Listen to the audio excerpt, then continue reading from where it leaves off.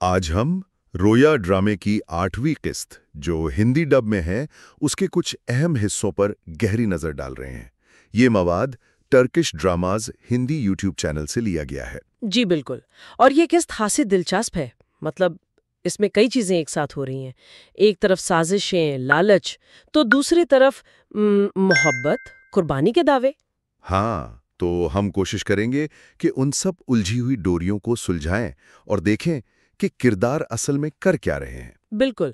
और समझने की कोशिश करेंगे कि उनके इरादे क्या हैं, क्या सच है, क्या दिखावा।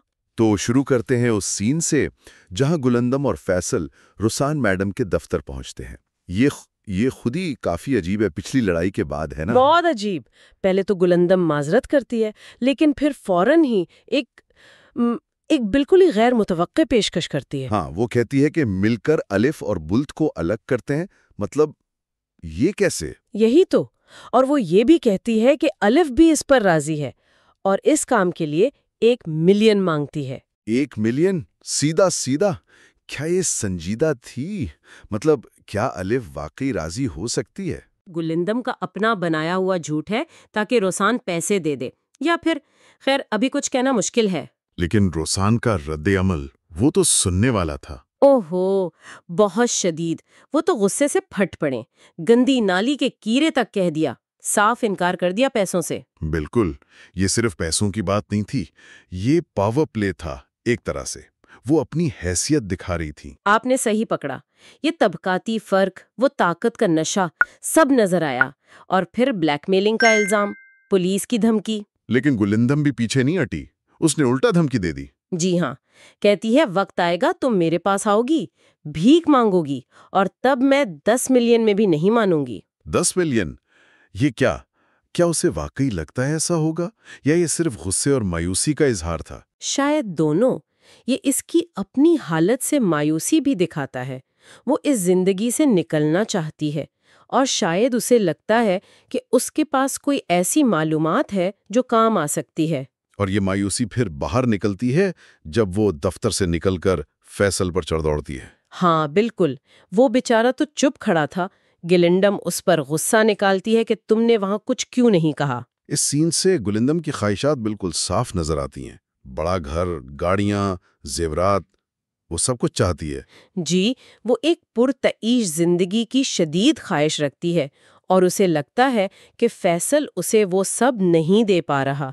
ये उनके रिश्ते में तनाव को और बढ़ा रहा है। वो समझती है कि वो इससे बेहतर की हकदार है। शायद, या शायद वो सिर्फ अपनी मौजूदा गुर्बत और बेबसी से तंग आ चुकी है। खैर, एक तरफ ये कशीदगी, ये लालच, तो दूसरी तरफ कहानी हमें बिल्कुल अलग जगह ले जाती है। Lack of dreams. जी हाँ, अलिफ और बुलेट। यहाँ का माहौल बिल्कुल मुख्तलिफ है। उम्मीद, मोहब्बत। अलिफ खुशी से बताती है कि बुलेट ने उसे प्रपोज कर दिया है। ये उनकी जिंदगी का एक बड़ा लम्हा है। बहुत बड़ा, खास तौर पर इन हालात में जब उनके खानदान एक दूसरे के खून के प्यासे बने हुए हैं। और फिर वो फैसला करते हैं कि शादी खुफिया रखेंगे, कम से कम जब तक हो ना जाए। ये फैसला ही बताता है कि वो हकीकत से कितने वाकिफ हैं। वो जानते हैं कि खानदानों की तरफ से सख्त मुखालफत होगी। बोल्ट अपने दोस्त सिरी का जिक्र करता है, लगता है उसने प्रपोजल में मदद की थी। हाँ शायद। और उनका ये कहना कि वो दुनिया को प्यार की ताकत दिखाएंगे, ये एक तरह का ऐलाने जंग भी है अपने खानदानों के खिलाफ। क्या ये सिर्फ रोमानवी बातें हैं या वाकई उनमें इतनी हिम्मत है? ये एक बगावत है। वो साबित करना चाहते हैं कि उनका रिश्ता हर चीज से बालातर है। लेकिन ये राज कब तक राज रहेगा? ये तो बड़ा सवाल है। बुल्ट ने एलास को भी कहा कि घर वालों को पता ना चले। जी, वो बहुत एहतियात बरत रहे हैं। लेकिन कहानी में एक और किरदार है जो अपनी कश्मकश में मुब्तला है, एलास। हाँ, एलास और नूरा की गुफ्तगू, वो अपने माजी पर पछता रहा है। बिल्कुल। वो कहता है कि वो बुलेट की तरह अपने प्यार के लिए खड़ा नहीं हो सका, खुद को खुद गर्ज समझता है। ये बुलेट के अज़्म के बिल्कुल उलट है। एक भाई लड़ रहा है, दूसरा माजी में ना लड़ पाने पर पछता रहा है। ये एक दिलचस्प तजाद है। लेकिन एलास सिर्फ पछता नहीं रहा, वो जिम्मेदारी भी ले रहा है। अच्छा, किस तरह? वो नोरा से वादा करता है कि वो अपने बच्चे का ख्याल रखेगा, चाहे दुनिया उसे बाप न जाने। بچے کا نام بھی الاز بتایا گیا ہے، جو تھوڑا عجیب ہے۔ ہاں، یہ نام والا معاملہ تھوڑا کنفیوزنگ ہے۔ خیر، تو وہ چپکے سے باپ کی ذمہ داری نبھائے گا؟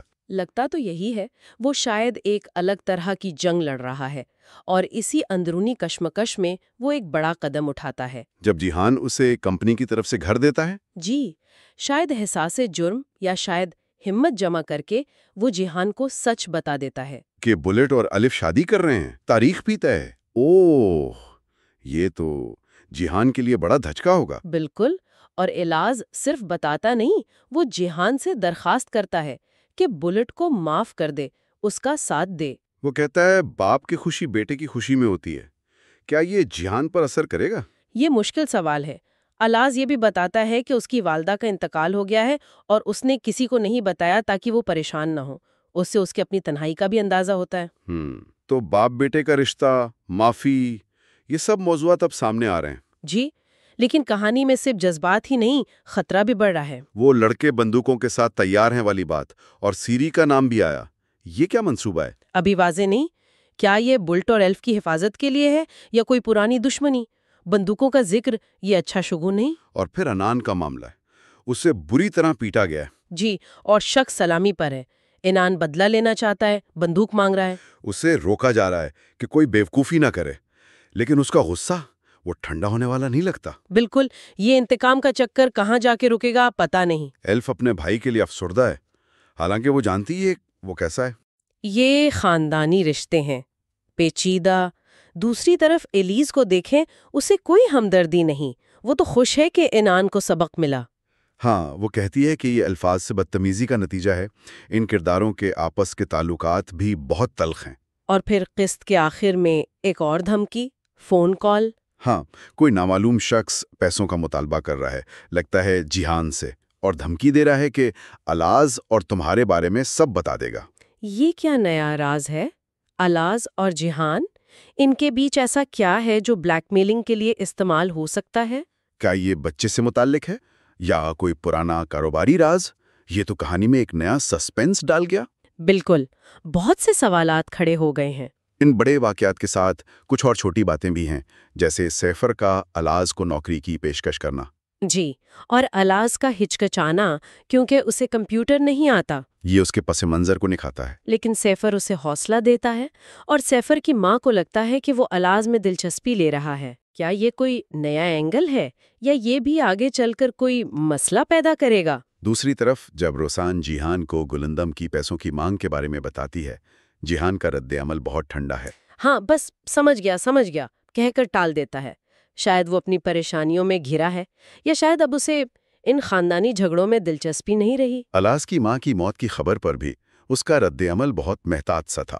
جی، وہ اپنے جذبات چھپانے والا شخص لگتا ہے۔ اور آخر میں بلٹ اور جیہان کے بیچ تناؤ بھی صاف نظر آتا ہے۔ جب جیہان الف کے خاندان کے بارے میں شاید غلندم والی بات شروع کرنے کی کوشش کرتا ہے، وہ فوراً بات کاٹ دیتا ہے۔ وہ اس موضوع پر بات ہی نہیں کرنا چاہتا۔ یہ دکھاتا ہے کہ وہ اپنے خاندان، خاص طور پر جیہان اور روسان سے کتنا دور ہو چکا ہے۔ وہ ان کی مداخلت بالکل نہیں چاہتا، وہ اپنی جنگ خود لڑے گا۔ تو اگر ہم سب کچھ ملا کر دیکھیں، تصویر کافی پیچیدہ ہے۔ ایک طرف خاندانوں کی دشمنی، لالچ، بلیک میلنگ۔ جی، روسان اور گلندم کی لڑائی صرف دو عورتوں کی نہیں، یہ طبقاتی جنگ بھی بن گئی ہے۔ دوسری طرف الف اور بلٹ ہیں جو اس سب سے دور خفیہ طور پر اپنی دنیا بسانا چاہتے ہیں۔ ان کا عزم تو ہے، لیکن کیا یہ محبت ان سازشوں کے سامنے ٹک پائے گی؟ اور پھر ماضی کے سائے ہیں، الاز کا پچھتاوا، اس کی نئی ذمہ داری اور مستقبل کے خطرات، وہ بندوقیں، انان کا بدلہ، جیہان کو ملی دھمکی۔ یہ سب مل کر ایک جال بن رہا ہے۔ ہر کردار کسی نہ کسی دھاگے سے بندھا ہوا ہے اور کھنچتا جا رہا ہے۔ کوئی پیسے کے پیچھے، کوئی محبت کے، کوئی عزت کے، کوئی ماضی سے بھاگ رہا ہے، کوئی مستقبل سے ڈر رہا ہے۔ دیکھنا یہ ہے کہ الف اور بلٹ کی یہ خفیہ شادی کہاں تک جاتی ہے۔ کیا ان کی محبت جیتے گی؟ انان کا بدلہ کیا رنگ لائے گا؟ اور جیہان اور الاز کا وہ کون سا راز ہے جو سب کچھ بدل سکتا ہے؟ اور آخر میں یہ سوچنے کی بات ہے کہ کیا اس کہانی میں، جہاں ہر طرف منفی جذبات ہیں، لالچ، نفرت، انتقام، کیا محبت واقعی سب سے طاقتور ثابت ہو سکتی ہے؟ یا یہ سب کردار حالات کے بھور میں پھنس کر رہ جائیں گے؟ اس کا جواب تو ہمیں آگے ہی ملے گا۔